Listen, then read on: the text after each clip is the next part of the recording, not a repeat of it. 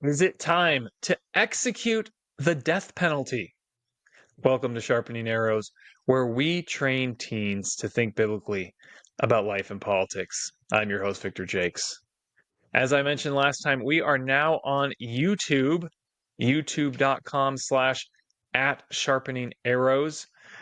And I will be the first to acknowledge that I think there's a lot of stuff I'm supposed to do on the YouTube page. But as of right now, simply getting a video up there, this video up there, I'm counting as a big accomplishment. And hopefully, whatever fancy stuff I'm supposed to do with YouTube will come in the next couple of weeks. But if you prefer to watch something, to have my face on the screen instead of just in your ears, you can check out youtube.com/the @sharpening arrows. Now, last week, the Daily Beast, an online news site I don't recommend reading, had an article with this headline: Veterans beg Ron DeSantis to stop killing them. Wow, that's quite the headline. And then we get a little more detail. Ron DeSantis, who is a veteran himself, has overseen the execution of 5 vets this year alone. Now, of course, it's a little bit of a different story to find out that when the Daily Beast says stop killing them, they really mean don't enforce the death penalty. But it's an example of how every once in a while there will be a death penalty story that comes up, and it's a major issue. It's worth looking at. And before we dive into the pros and cons, let's give a little bit of the history. There were few executions in the 1970s as a result of the 1972 Supreme Court decision in Furman v. Georgia. This is from legalclarity.com. In that ruling, the court did not rule the death penalty itself unconstitutional, but in a fractured 5-4 decision, found its application violated the Eighth Amendment's prohibition on cruel and unusual punishment. The core issue was the arbitrary manner in which death sentences were imposed, with juries given complete discretion without standards.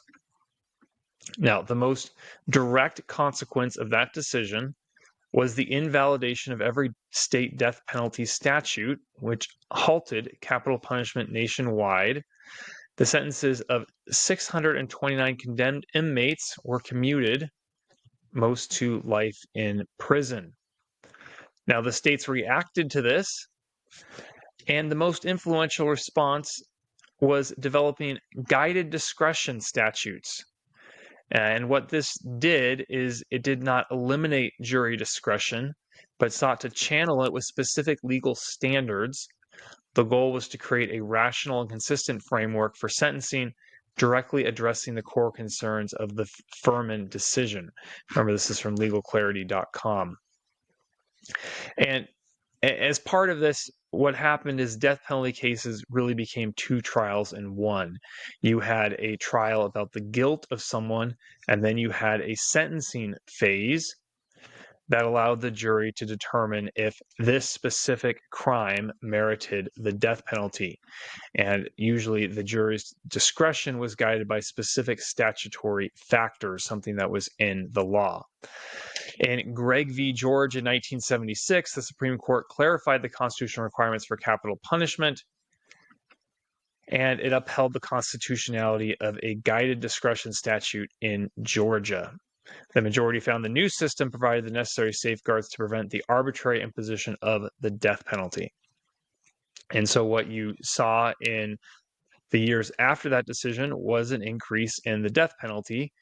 After 1984, there were around a couple of dozen executions a year. And this is for the whole country, not just one state. And the high in recent decades was 98 executions in 1999. There were around 60 a year the following decade, and then it started to decline. In 2021, there were just 11 executions. Now, there's been a slight uptick the last couple of years.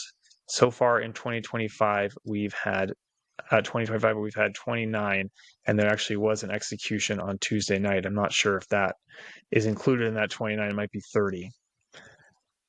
Now, the death penalty remains controversial, and many states have simply removed it as an option, including recently. Colorado got rid of it in 2020 and New Hampshire in 2019. So let's start with this pause point question. Do you think your state should have the death penalty? Now, as I've said before, and I'll say again, this podcast is really designed for teenagers and parents to listen to together. And that's what these questions are for, is to explore your thoughts. And it's okay if you don't have a fully formed opinion. You can have conflicting thoughts on this, and it's even okay to disagree with your parents or even me. Don't worry, my kids do it all the time. All right, so let's start, as we always do in this podcast, we're going to start with arguments for the side that I personally disagree with. Especially on a topic like this, I don't expect everyone, even Christian families, to have the same opinion, and that's okay. So let's explore and talk through the issue. Again, these are arguments for the side that I consider to be incorrect. 1, it is morally wrong to take a life. Look at the Great 8. Those are the questions that we use to examine policy issues. Question 8 of the Great 8 says, what does the Bible say? It says that all humans are created in God's image, and that makes human beings uniquely valuable. Just like we oppose abortion, we should oppose the death penalty. You can't claim to value life while killing people. That's the whole point. You say you value life, and yet when you execute someone, you kill someone. You can't value life while killing another human being. And you can even look at the 10 Commandments. Commandment number 6 says, thou shalt not kill. If you go to the New Testament, Jesus taught Christians to turn the other cheek and forgive their enemies, to love their enemies. All right, so let's have a pause point there. If you are a Christian, what would you say to someone who made that argument? Argument number 2, the death penalty is both ineffective as a deterrent and extremely expensive. California Governor Gavin Newsom in 2019, when he instituted a moratorium on executions in his state, in his executive order wrote, California's death penalty system is unfair, unjust, wasteful, protracted, and does not make our state safer. Since 1978, California has spent $5 billion on a death penalty system that has executed 13 people. And you heard the numbers earlier. Nationwide, we haven't even cracked 100 executions in recent decades. The death penalty is simply not an effective deterrent. Look at the crime stats. In 2022, there were 21,800 murders and 18 executions. In 2024, the number of murders had dropped down to 16,500. Now, you simply can't attribute that to the fact that there were 25 executions in 2024. For one reason, those executions are murders that happened decades earlier. And murderers know that their chances, first of all, of being assigned the death penalty are basically zero. And even if they are in a death penalty case, actually receiving the death penalty is basically random.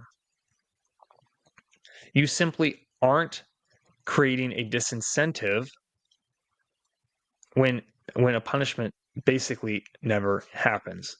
And as Newsom said, this whole system is extremely expensive. It's a waste of government money. Argument number 3, the death penalty is disproportionately handed out to racial minorities.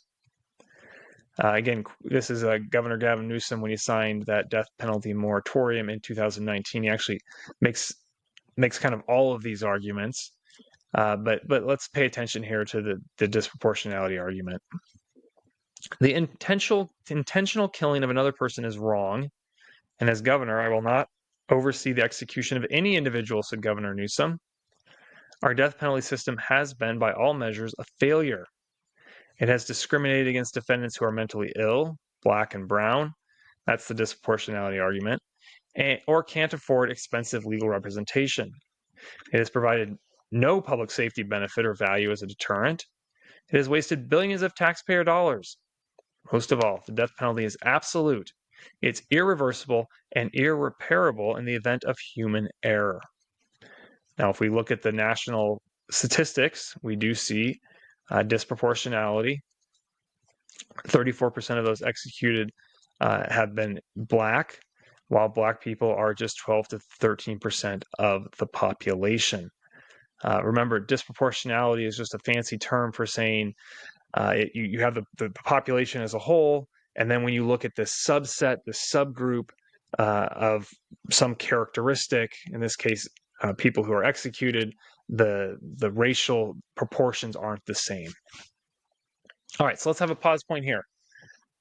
Which argument do you find the most convincing, and why?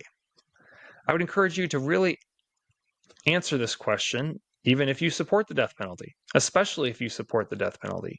It's very important to explore the arguments of the side that you disagree with and think about, why is that argument convincing? What's appealing about that argument, even if I disagree? And as you do that, let me tell you about Mama Bear Prayers, a podcast for moms who are knee-deep in dishes and training their teens. Whether you are in the carpool lane or the coffee line, host Charity Rios wants to come alongside you and help you grow deeper in your relationship with Jesus.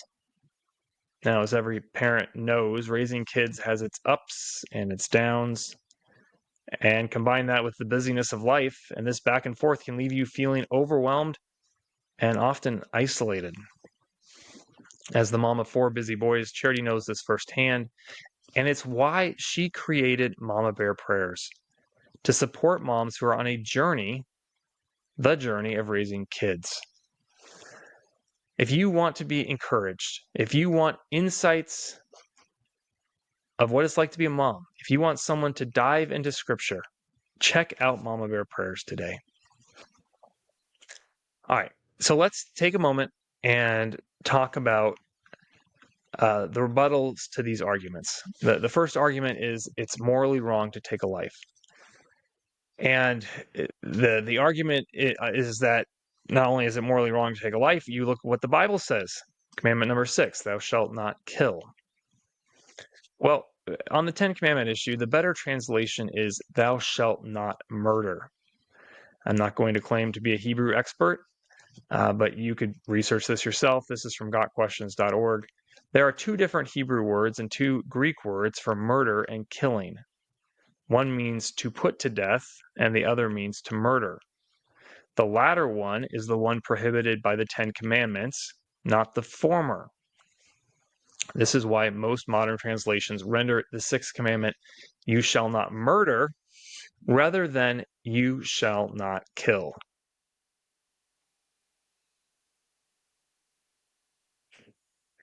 Now, there's a big difference between murder and kill. If you go to Merriam-Webster's dictionary, the definition of murder is to kill a person unlawfully and unjustifiably with premeditated malice.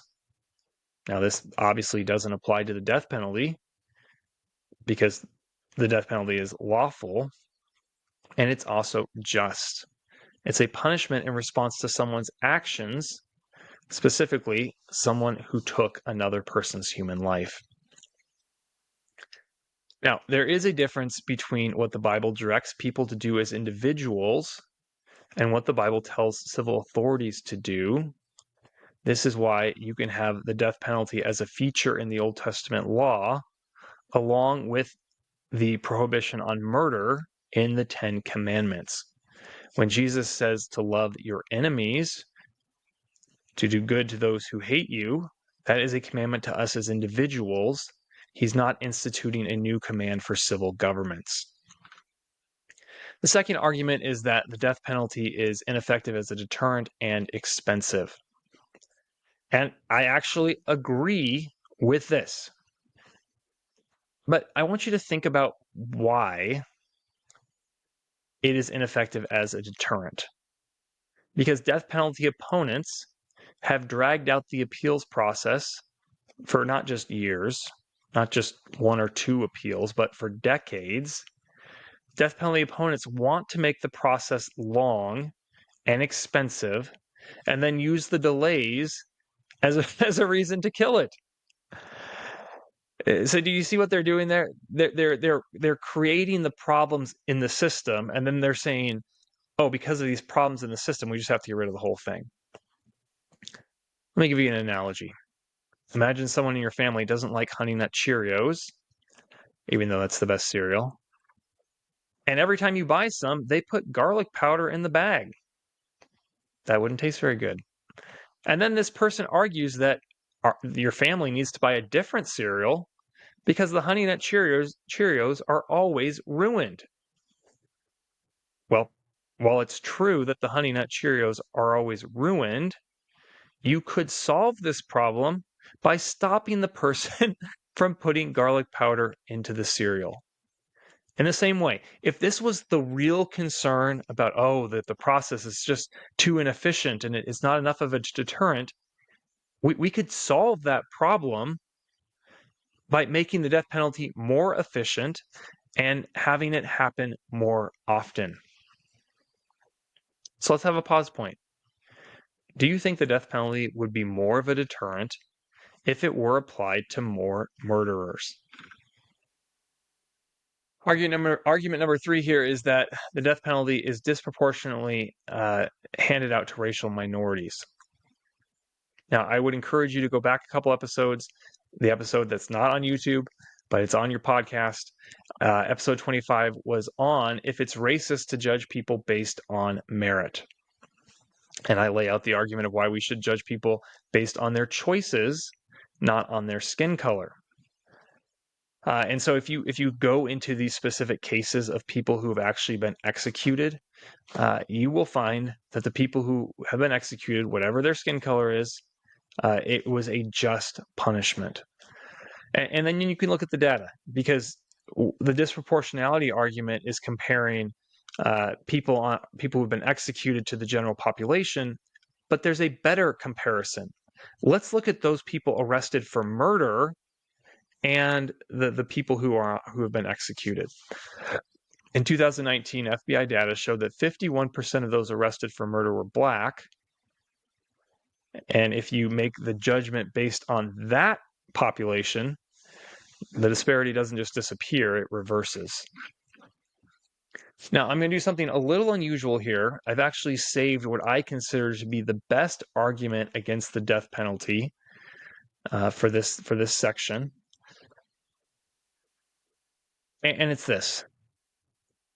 Government failure and inefficiency is all around us. Consider the public school system. Consider Obamacare.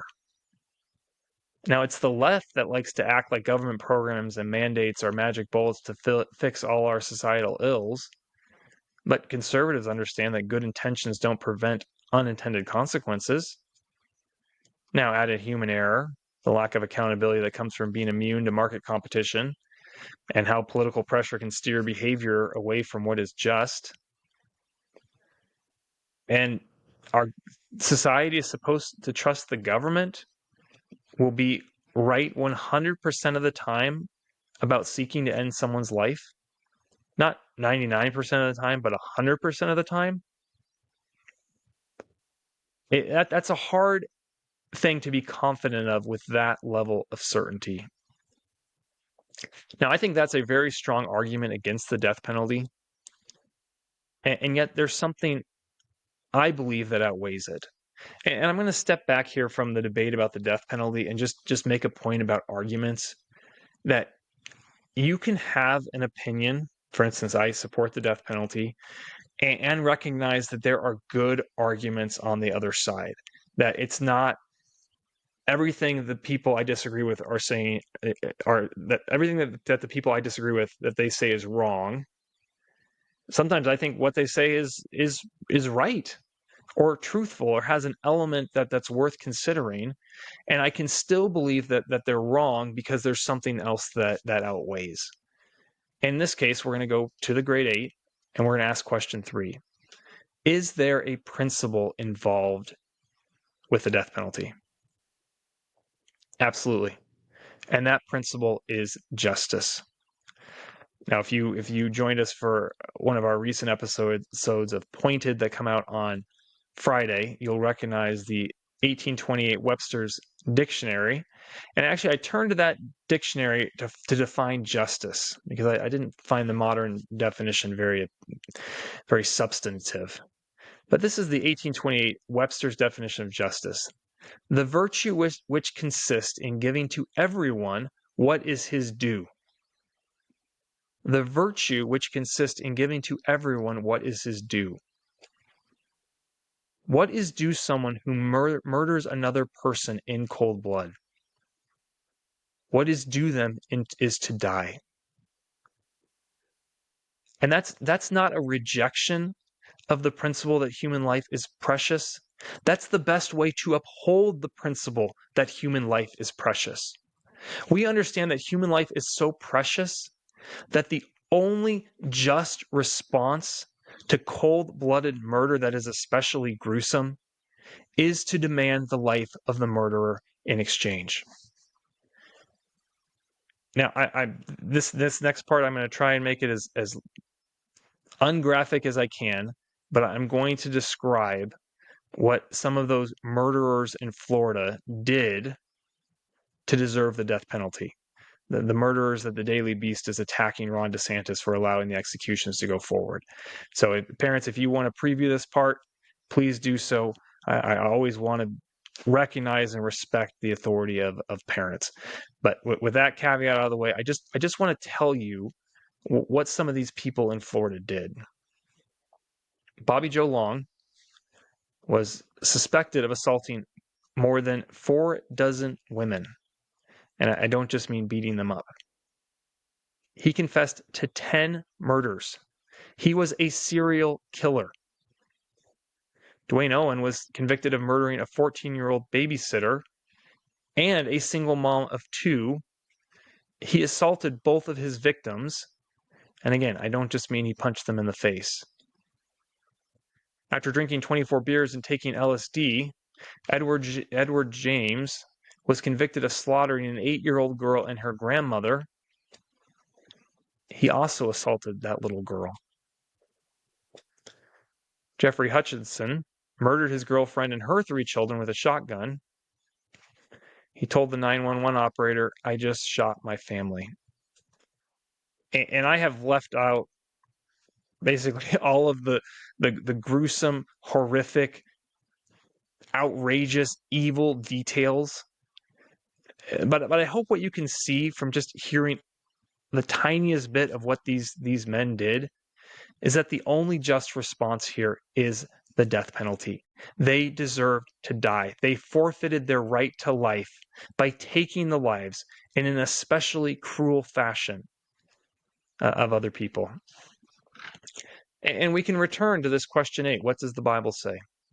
Leviticus 17 talks about an eye for an eye. And again, this principle is seen throughout history. It's not a uniquely biblical principle. You go to the Code of Hammurabi, that is what is laid out.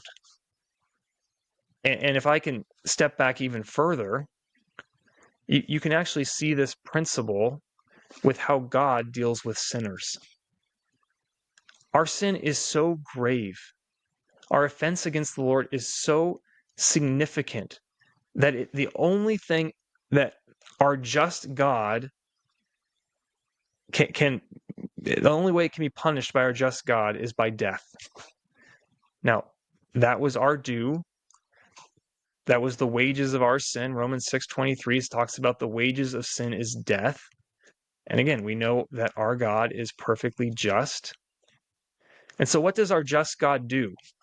Does he go in there and just say, "Oh, well, I'm love too, and we're just going to ignore the sin"?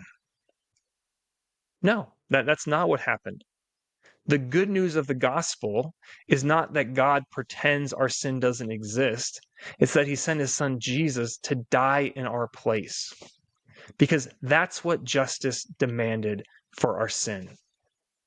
And if you are a murderer like the one the ones I described, who took human life, what is the just response of our society is the death penalty. Final pause point question here. Have your thoughts on the death penalty changed? If so, how? I would ask you before you turn the podcast off, leave us a 5-star review. If you're watching on YouTube, I'm sure there's something you're supposed to do on YouTube. I'm not a great YouTuber. Subscribe. But if you are enjoying this podcast, if you find value in it, I would ask you to share it with your friends and Christian community. Stay sharp and give God the glory. I'll see you next time.